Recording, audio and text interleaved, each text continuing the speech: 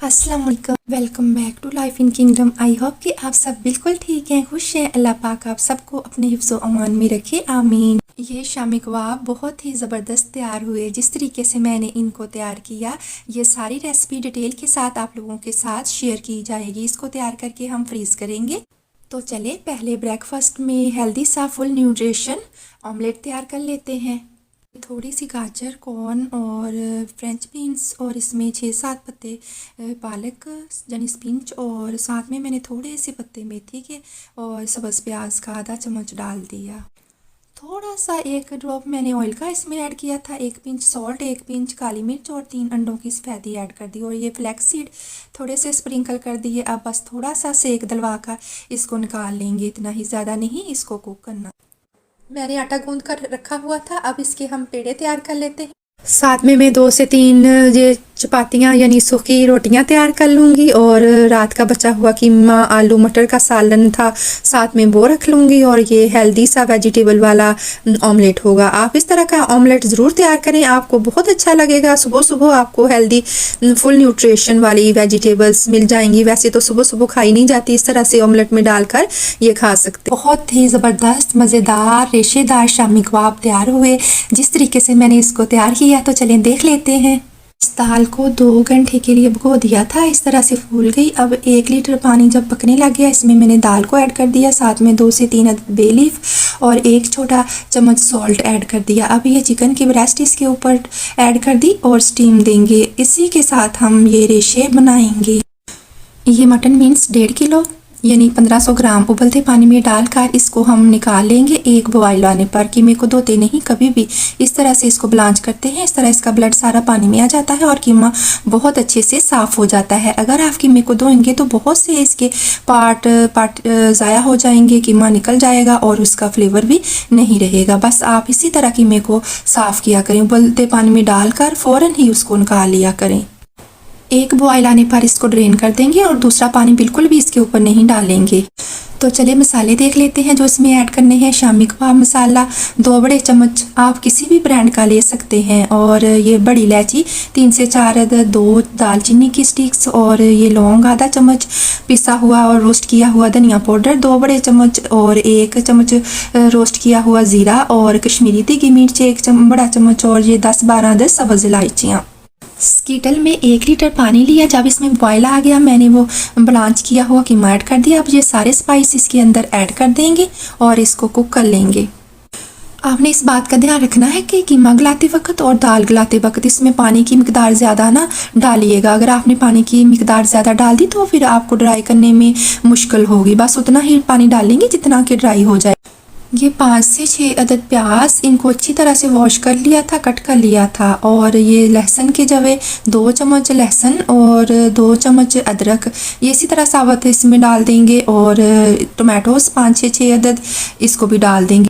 Tomatoes डालने से इसका फ्लेवर बहुत अच्छा आ जाता है। हमने ये आइटम फ्रीज़ करके रखनी है, इसलिए हमने इसमें लेमन जूस बिल्कुल भी नहीं डालना।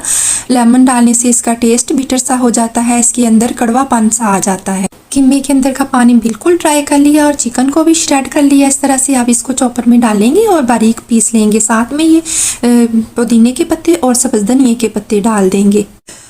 इसको मैं अच्छी तरह से पीस लूँगी और जो साइडों पर लगा हुआ था इसको भी मैंने स्पैचुला के साथ स्क्रैप करके इसके अंदर डाल दिया ताकि ये एक जान हो जाए। अब इसको निकाल लेंगे।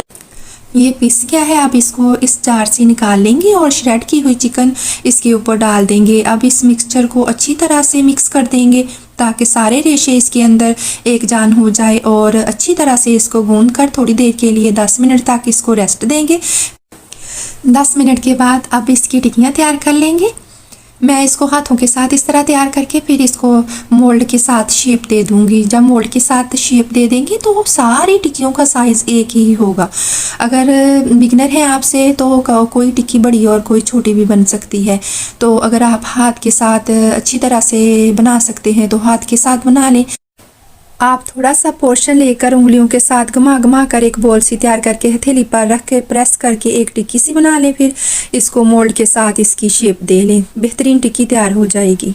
अब सारी टिक्कियाँ तैयार करके मैंने नीचे बटर पेपर बिछाया, इसके ऊपर टिक्कियाँ रखी, फिर इसके ऊपर बटर पेपर बिछाया, फिर टिक्कियाँ रखी, इस तरह से इनकी लेयर लगा ली और उनको ऊपर फ्रीज कर लिया। जब ये जम जाएंगी फिर हम इसकी कटिंग करेंगे और कंटेनर में रखेंगे। आपने फ्रेश तैयार करके ही फ़ौरन एक दूसरे के ऊपर नहीं रख देनी, वरना वो एक दूसरे के ऊपर जम जाएंगी और जब हम इनको निकालेंगे फ्राई करने के लिए तो ये टिक्कियाँ टूट जाएंगी। अब अगर इस तरह से इनको फ्रीज करके हम कट करके इसको कंटेनर में रखेंगे तो ये कभी भी एक दूसरे के साथ चिपकेंगी नहीं। और इस तरह से बटर पेपर इसके दरमियान में लेयर लगाने से तो और भी ज़्यादा अच्छा हो जाएगा, हमें इसको निकालने में आसानी होगी। अब इस तरह से मैं कट कर लूँगी और इसको मैंने कंटेनर में इस तरह से भर दिया और ऊपर लिड लगा देंगे। अब इसको हम फ्रिज में रख देंगे, स्टोर कर देंगे।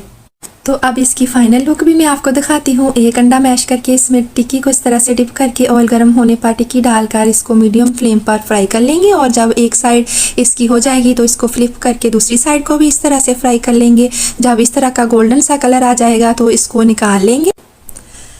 अब ये गोल्डन से कलर में आ गई हैं, बहुत अच्छी ये फ्राई हुई हैं और इनका कलर ज़बरदस्त है।